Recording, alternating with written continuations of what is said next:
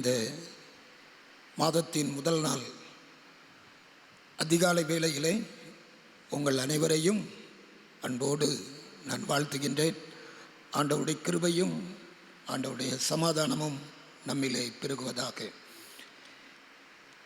இந்த மாதத்திற்கான ஆண்டவருடைய ஆசீர்வாதமான வார்த்தை சகரியாவின் புத்தகம் 9ஆம் அதிகாரம் 12வது வசனத்தின் பின்பகுதி, இரட்டிப்பான நன்மையை தருவேன், இன்றைக்கே தருவேன். இரட்டிப்பான நன்மையை தருவேன், இன்றைக்கே தருவேன். ஆண்டவர் இந்த மாதத்தில் உங்கள் வாழ்க்கையிலே நீங்கள் விரும்புகின்ற அனைத்து நன்மைகளையும், இரட்டிப்பான பாக்கியங்களையும், இரட்டிப்பான மகிழ்ச்சியையும், இரட்டிப்பான ஆசீர்வாதங்களையும் அவர் தருவார்.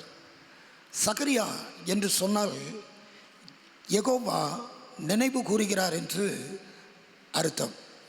சகரியா என்றால் யெகோவா நினைவு கூறுகிறார். ஆண்டவர் நம்மை நினைவு கூறுகிறார். உங்கள் ஒவ்வொருவரையும் கர்த்தர் நினைவு கூறுகிறார். ஒருவேளை நீங்கள் யோசிக்கலாம், நம்மளை யாருமே நினைச்சு பார்க்கலையா, யாருமே நம்மை தேடலை, யாருமே நம்மை குறித்து சிந்திக்கவில்லை என்று நீங்கள் யோசிக்கலாம். கர்த்தர் உங்கள் மீது அவர் நினைவாக இருக்கிறார்.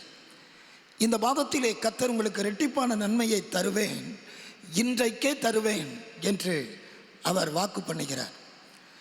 இந்த வாக்குத்தத்தத்தினுடைய காரியம் என்னவென்று சொன்னால், இஸ்ரவேல் ஜனங்கள் பாபிலோன் தேசத்திலே அவர்கள் அடிமைகளாக வாழ்ந்த பொழுது அங்கே கோரேசின் தலைமையிலே அவர்கள் சொந்த இடங்களுக்கு செல்லலாம் என்று சொன்ன பொழுது ஜனங்கள் பாபிலோன் தேசத்தில் இருந்து அவர்கள் தங்கள் சொந்த தேசத்திற்கு வர ஆரம்பித்தார்கள். கிறிஸ்துவுக்கு முன்னால் 539 நீங்கள் பார்த்தீங்கன்னா 516 வரைக்கும் இங்கே சகரியாவின் காலத்திலே சொல்லப்பட்ட தீர்க்க தரிசன வசனத்தை குறித்து நாம் தெளிவாக அறிந்து கொள்ளலாம். இந்த சகரியாவின் புத்தகத்திலே 1 முதல் 8 வசனங்கள் வரை சகரியாவினுடைய இளைஞனாக இருந்த பொழுது கடவுள் அவருக்கு காண்பித்த தரிசனம் என்றும், 9வது அதிகாரத்திற்கு பின்பு அங்கே 14ஆம் அதிகாரம் வரைக்கும் உள்ள பகுதிகள் கர்த்தர் முதிர்தான காலத்திலே சகரியாவுக்கு சொன்ன செய்தி என்றும் சொல்லப்படுகிறது. இந்த சகரியாவினுடைய தீர்க்க தரிசனத்தினுடைய நிலை என்னவென்று சொன்னால், ஜனங்கள் பாபிலோன் தேசத்தில் இருந்து செருபாபேலின் தலைமையிலே வந்தார்கள். வந்த பொழுது அங்கே ஆலயத்தை கட்டத் தொடங்கினார்கள். ஆலயத்தை கட்டத் தொடங்கின பிறகு அங்கே ஆலயத்தினுடைய பணிகள் சற்று அங்கே தொய்வு ஏற்பட்டது. அந்த தொய்வு ஏற்பட்ட காலங்களிலே தான் ஆண்டவர் மீண்டும் சகரியாவை கொண்டு அங்கே சொல்லுகின்ற வார்த்தை, நீங்கள் அரணுக்கு திரும்புங்கள், நீங்கள் அரணுக்கு திரும்புங்கள், கர்த்தர் இரட்டிப்பான நன்மையை தருவார், இன்றைக்கு தருவார். 2 ஆசீர்வாதங்கள் அதிலே சொல்லப்படுகிறது. 1, ஆலயத்தை கட்டுவீர்கள்.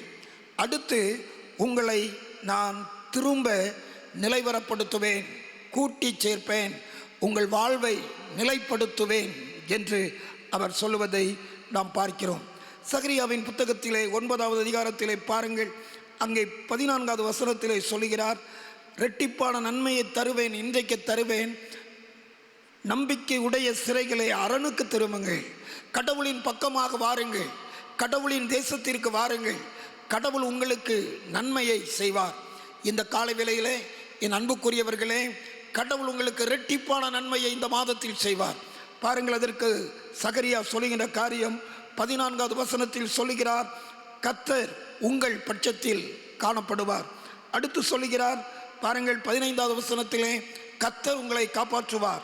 அடுத்து 17வது வசனத்தில் சொல்லுகிறார், கர்த்தருடைய காருண்யம் எத்தனை பெரியது, அவர் உங்களை காப்பாற்றுவார், உங்கள் மீது அவர் நினைவாக இருக்கிறார், உங்கள் பட்சத்தில் இருந்து கர்த்தர் உங்களுக்கு உதவி செய்வார் என்பதை சகரியாவின் மூலமாக பாபிலோன் தேசத்திலிருந்து வந்த ஜனங்களுக்கு சொல்லுவதை நாம் பார்க்கிறோம்.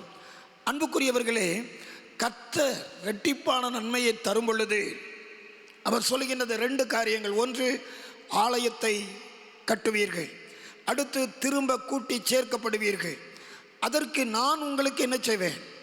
உங்கள் வாழ்வை கட்டுவதற்கு, உங்கள் வாழ்வில் நிலைவரப்படுவதற்கு நான் உங்களுக்கு தரும் பாக்கியம் என்ன என்பதையும் அவர் தெளிவாக சொல்லுகிறார். முதலாவதாக சகரியாவின் புத்தகத்திலே அங்கே சொல்லப்பட்டு இருக்கிறது. 5வது வசனம், முதல் அதிகாரம் 2வது அதிகாரம் 5வது வசனத்திலே, நான் அக்கினி மதிலாயிருந்து அதன் நடுவில் மகிமையாக இருப்பேன், நான் உங்கள் நடுவில் வாசம் பண்ணுவேன். பாருங்கள் 10வது வசனம், சீயோன் குமாரத்தியை கெம்பீரித்து பாடு, இதோ நான் வந்து உன் நடுவில் வாசம் பண்ணுவேன். கர்த்தர் சொல்லுகிறார், இந்த வாக்குத்தத்தத்தை பெற்றுக்கொள்வதற்கு, இந்த ஆசீர்வாதத்தை சுதந்தரித்துக் கொள்வதற்கு நான் உங்களுக்கு அக்கினி மதிலாயிருப்பேன். உங்கள் வாழ்க்கையை கட்டுவதற்கு, உங்கள் வாழ்க்கை நிலைவரப்படுவதற்கு, உங்கள் வாழ்க்கை திரும்ப உயிர்ப்பிக்கப்படுவதற்கு நான் உங்களுக்கு அக்கினி மதிலாக இருந்து காப்பாற்றுவேன். அன்புக்குரிய ஆண்டவருடைய பிள்ளைகளே, நம்முடைய வாழ்விலே பல நிலைகளிலே நாம் கட்டப்பட்டு போன சூழலிலே, வாழ்க்கை விரக்தி அடைந்த சூழலிலே, பலவிதமான நிலைகளிலே நாம் தவித்து போய் வந்திருக்கலாம். நம்முடைய வாழ்க்கையின் காரியங்களிலே, நம்முடைய குடும்பத்தின் நிலைகளிலே, சூழ்நிலைகளிலே எப்படி நம்முடைய காரியமெல்லாம் நடைபெறும் என்று சொல்லி நீங்கள் யோசித்துக் கொண்டிருக்கலாம். கர்த்தர் சகரியாவின் மூலமாக சொன்ன அதே வார்த்தை, நீ கட்டப்படுவாய், நீ கட்டப்படுவாய். அன்புக்குரியவர்களே, இந்த காலை வேளையிலே கர்த்தர் உங்கள் வாழ்வை கட்டுவார், உங்கள் குடும்பத்தை கட்டுவார், உங்கள் தனிப்பட்ட வாழ்வின் காரியங்களை கட்டி எழுப்புவார். கவலைப்படாதீங்க. இந்த மாதத்திலே கர்த்தர் உங்களுக்கு ஆசீர்வாதமான காரியத்தை செய்வார். நான் அக்கினி மதிலாயிருப்பேன், அக்கினி மதிலாயிருந்து உங்களை காப்பாற்றுவேன், உங்களை பாதுகாத்துக் கொள்வேன் என்று அவர் சொல்வதை நாம் பார்க்கிறோம். இரட்டிப்பான நன்மையை தருவேன், இன்றைக்கே தருவேன். உங்கள் நடுவில் நான் எழுந்தருளி, உங்கள் நடுவில் நான் வாசம் பண்ணி, உங்களுக்கு அக்கினி மதிலாக இருந்து உங்களை பாதுகாத்துக் கொள்வேன் என்று கர்த்தர் சொல்லுகிறார். இரண்டாவதாக நாம் பார்க்கின்ற பொழுது, அங்கே சகரியாவின் புத்தகத்திலே 12வது அதிகாரத்திலே 10வது வசனம் இவ்விதமாக சொல்லுகிறது, நான் தாவீது குடும்பத்தாரின் மேலும் எருசலேமின் குடிகளின் மேலும் கிருபையின் ஆவியையும் விண்ணப்பத்தின் ஆவியையும் ஊற்றுவேன், என் ஆவியின் வல்லமையை உங்களுக்கு தருவேன். விழுந்து போன கூடாரத்தை நான் கட்டி எழுப்புவேன். விழுந்து போன தாவீதின் கூடாரத்தை கட்டி எழுப்பி அவர்களுக்கு நான் வாழ்வு கொடுத்து, அவர்களுக்கு என்னுடைய வல்லமையை கொடுத்து நான் அவர்களை ஆசீர்வதிப்பேன். பாருங்கள், அங்கே 12வது வசனத்திலே, அங்கே 6வது வசனம் தெளிவாக சொல்லுகிறது, எருசலேம் திரும்பவும் தன் ஸ்நானமாகிய எருசலேமிலே குடியேற்றப்பட்டிருக்கும். தேசத்தில் ஒன்றுமில்லை, தேசத்தில் வெறுமை, தேசத்தில் வாழ்வதற்கான வாழ்க்கைக்கான காரியங்கள் ஒன்றுமில்லை. கடவுள் சொல்கிறார், ஒன்றுமில்லாத நிலையிலே கடவுள் உங்களை ஆசீர்வதிப்பார். கடந்த மாதங்களிலே, கடந்த நாட்களிலே வாழ்க்கையில் எதிர்பார்த்த காரியங்கள் எல்லாம் தடையாக போயிருக்கலாம், வாழ்க்கையில் எதிர்பார்த்த காரியங்கள் எல்லாம் கைகூடாமல் போயிருக்கலாம். இந்த மாதத்திலே கடவுள் உங்கள் வாழ்க்கையை அவர் ஆசீர்வதிப்பார். குடியேற்றப்படுவீர்கள், கட்டப்படுவீர்கள், நிலைவரப்படுவீர்கள். கடவுள் உங்கள் பட்சத்தில் இருந்து உங்களுக்கு உதவி செய்வார். ஹல்லேலூயா! கர்த்தர் உங்களுக்கு உதவி செய்வார். கவலைப்படாதீங்க. நம்ம வாழ்க்கை ஏன் விதமாக இருக்கிறது என்று சோர்ந்து போகாதீங்க. கர்த்தர் உங்களை ஆசீர்வதிப்பார். பாருங்கள், அக்கினி மதிலாக இருப்பேன். அக்கினி மதிலாக மட்டுமல்ல, நான் என் ஆவியை உங்கள் மீது தந்து உங்களை ஆசீர்வதிப்பேன். எனக்கு அருமையான ஆண்டவருடைய பிள்ளைகளே, அக்கினி மதிலாக இருக்கின்ற ஆண்டவர், தமது வல்லமையை தருகின்ற ஆண்டவர், தமது ஆவியை உங்கள் மத்தியிலே ஊற்ற பண்ணி உங்களை வாழ்வளிக்கின்ற ஆண்டவர் உங்களை குடியேற்ற பண்ணுவார், குடியேற்ற பண்ணுவார். கடைசியாக மூன்றாவதாக சொல்லப்பட்டு இருக்கிறது, சகரியாவின் புத்தகம் 8வது அதிகாரத்திலே நீங்கள் பாருங்கள். 8வது அதிகாரத்திலே 13வது வசனம் சொல்லுகிறது, ஆசீர்வாதமாக இருக்கும்படி நான் உங்களை ரட்சிப்பேன், உங்களை ஆசீர்வதிப்பேன். அடுத்து சொல்லுகிறார், நான் உங்களை ரட்சிப்பேன், பயப்படாதீங்கள், நான் உங்கள் கைகளை திடப்படுத்துவேன், ஆசீர்வதிப்பேன், திடப்படுத்துவேன், ரட்சிப்பேன். நீங்கள் கவலை கொள்ளாதீங்க. இதெல்லாம் எப்படி நடக்கும் பிரதர், இது எப்படிலாம் கைகூடும் என்று சொல்லி நீங்கள் யோசிக்கலாம். கடவுள் சொல்லுகிறார், இரட்டிப்பான நன்மையை தருவேன், இன்றைக்கு தருவேன்.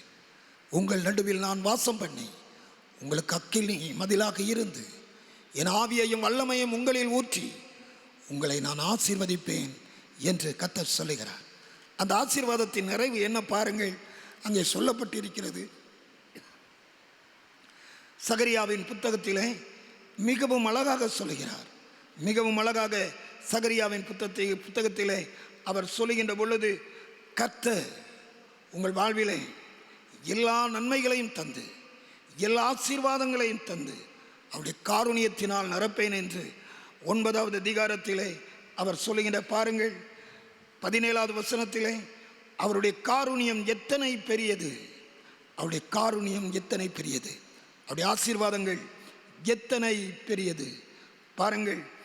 அவருடைய தேசத்தின் ஏற்றப்பட்ட கொடிகளின் கிரீடத்தில் பதிந்திருப்பார்கள். உங்களை ஆண்டவர் கிரீடமும் மகிழ்ச்சியுமாக வைத்து உங்கள் வாழ்வை அவர் கட்டுவித்து உங்களுக்கு நன்மைகளை தருவார். 10வது அதிகாரம் 6வது வசனத்தை பாருங்கள்.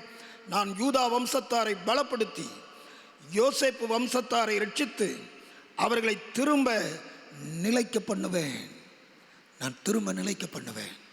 உங்கள் வாழ்வை மீண்டும் நிலைக்க பண்ணுவார். எல்லாம் முடிஞ்சிடுச்சு, எல்லாம் போயிடுச்சு, எல்லாம் கைவிட்டு போயிடுச்சு அப்படின்னு சொல்லி நீங்கள் யோசிக்க வேண்டிய அவசியம் இல்லை. இரட்டிப்பான நன்மையை தருவேன், இன்றைக்கே தருவேன். உங்கள் நடுவில் கர்த்தர் எழுந்தருளி உங்களை சுற்றிலும் அக்கினி மதிலாக இருப்பார். அக்கினி மதிலாக இருக்கின்ற ஆண்டவர் தமது ஆவியை உங்கள் மீது ஊற்றி வல்லமையினால் உங்களை ஜொலிக்க செய்வார். அதோடு மட்டுமல்ல, ஆசீர்வாதத்தையும் நிறைவையும் தந்து உங்களை நிலைவரப்படுத்துவார். உங்கள் வாழ்க்கை கட்டப்படும். இரட்டிப்பான நன்மையை தருவேன், இன்றைக்கு தருவேன். பக்கத்தில் சொல்லுவோமா? பக்கத்தில் இந்த ஆசீர்வாதத்தை சொல்லுவோமா?